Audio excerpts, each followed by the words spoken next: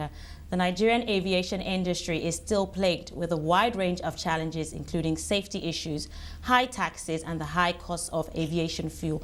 To discuss the outlook for the industry in 2014, I'm now joined by Pekun Sowole. He's an aviation lawyer at Jurislaw Practitioners. Pekun, it's great to have you on the show again. I remember the last time you came, I had so much fun. It was a very good conversation. So let's get straight into it again.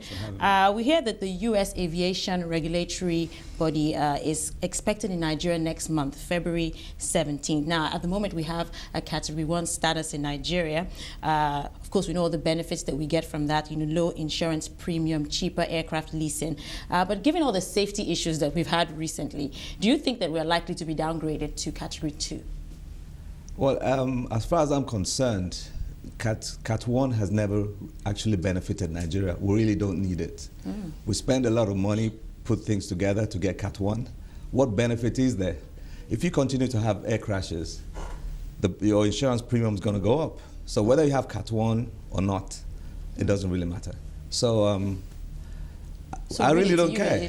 I don't care. We don't need Cat 1. I think one of the things that they did say was, if we get downgraded to Cat 2, then our airlines that we have in Nigeria won't be able to fly, to the US. I think it's only Arik at the moment that flies direct to New York. So you don't think that that's anything that we should be concerned about in any way? I mean, worst case scenario, you fly to Dakar, you do the security checks, and then you go to the States. But I hear that the industry is literally really scared about this a February date that's coming up, and everyone's shaking. I wonder why they are. I mean, what basically happens? They spend a lot of money, a hell of a lot of money, to put all kinds of things in place that we really do not need. We don't need Cat 1. What we should say to the FAA and to the US is, if we get downgraded and our airlines can't fly direct to the US, your airlines cannot fly direct to Nigeria. You also go to Dakar to clear customs, clear security before you come to Nigeria. You think that would be fair? Definitely.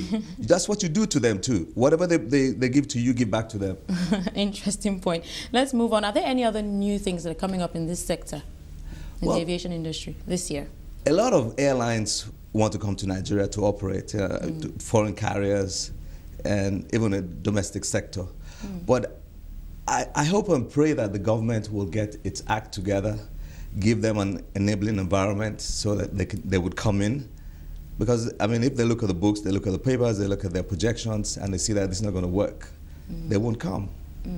They certainly will not come. So that's something that we'll look forward to. Hopefully they will come. Let's talk about the inadequate technical manpower. I think that's something that we focused on last time, lack of training. A lot of airlines, would rather, get experts to come and do, work that Nigerians can, surely do. Apparently that's one of the major, problems in the industry. What do you think in the short term needs to be done? I know there are things that are getting done, but what needs to happen?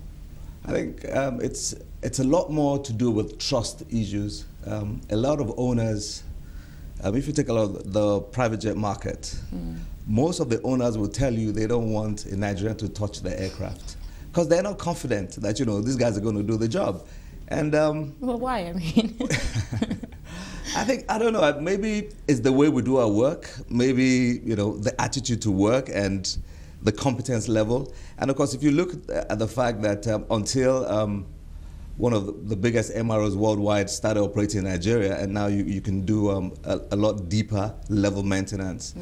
The Nigerian engineers were only exposed to A checks.